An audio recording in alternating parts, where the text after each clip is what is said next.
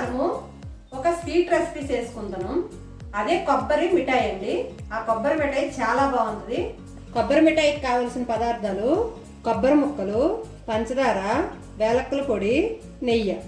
ఇప్పుడు మనము ఒక గిన్నె తీసుకోవాలి, కొంచెం అడుగు మందంగా ఉన్నది. అందులో ఒక కప్పు కొబ్బరి ముక్కలు వేసుకోవాలి. ఒక కప్పు కొబ్బరి ముక్కలకి ఒక కప్పు పంచదార వేసుకోవాలి. ఒక కప్పు ముక్కలకి ఒక కప్పు పంచదార వేసుకోవాలి. తర్వాత హాఫ్ కప్పు వాటర్ పోసుకోవాలి. హాఫ్ కప్ సరిపోతుందండి. హాఫ్ కప్ పోసుకుంటే మనకి సరిపోద్ది, ఉడకాలి కదా మంచిగా. ఇప్పుడు మనము స్టవ్ వెలిగించుకోవాలి. స్టవ్ వెలిగించుకొని చక్కగా ఉడికించుకోవాలి.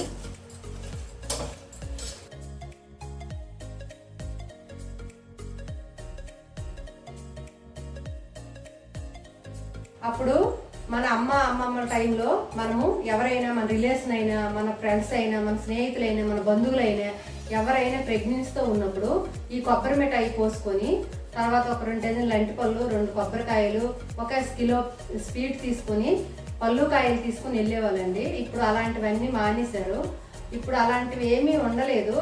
మామూలుగా వెళ్తాండ్రు, వెళ్ళి ప్రెగ్నెన్సీ మనిషి దగ్గరికి వెళ్ళి కలిసి కొంచెం అమౌంట్ చేతిలో పెట్టి వచ్చేస్తారు. అందరూ స్వీట్లో తీసుకెళ్తే ఆ స్వీట్లు ఏం చేసుకుంటారు, అందుకని ఇప్పుడు అవన్నీ తీసేశారండి.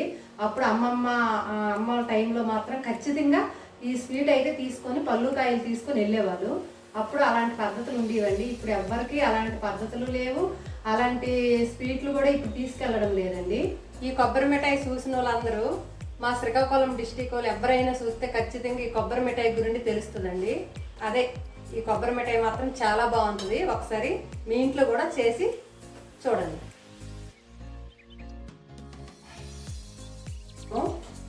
ఒక ప్లేట్కి నెయ్యి రాసుకోవాలి మంచిగా. పాకం అయ్యేలాగా మనం ప్లేట్కి నెయ్యి రాసుకుంటే మనకి ఊడెచ్చేటప్పుడు ఈజీగా వస్తుంది అనమాట. చెక్కి చక్కగా నీట్గా వచ్చేస్తుంది.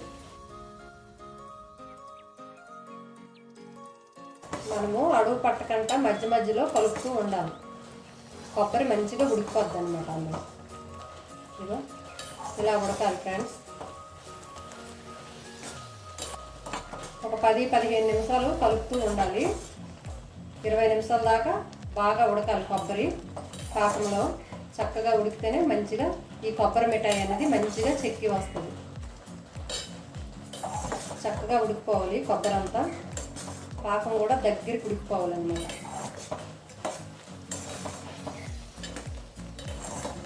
ఇంకా రాలేదు ఫ్రెండ్స్, పాకం అయితే ఇంకా రాలేదు. ఉడుకుతూ ఉండాలి. మనం అడుగు కలుపుతూ ఉండాలి. అడుగు పట్టద్దు, పంచదార మాడిపోద్ది, కలర్ చేంజ్ అయిపోద్ది.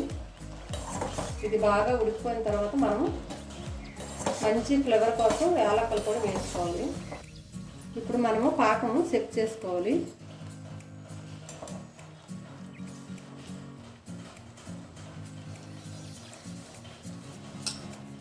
ఇగో ఇలా వచ్చింది కదా. ఇప్పుడు ఇది కొంచెం లేత పాకము, కొంచెం ముదరవ్వాలి, కొంచెం ఉడకాలి.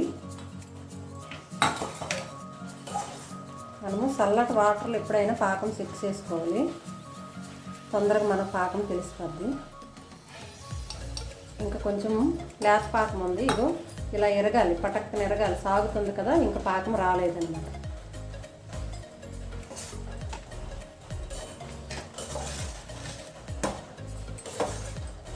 ఇప్పుడు మనం వేలక్కల పొడి వేసుకోవాలి. మంచి ఫ్లేవర్ ఉంటుంది.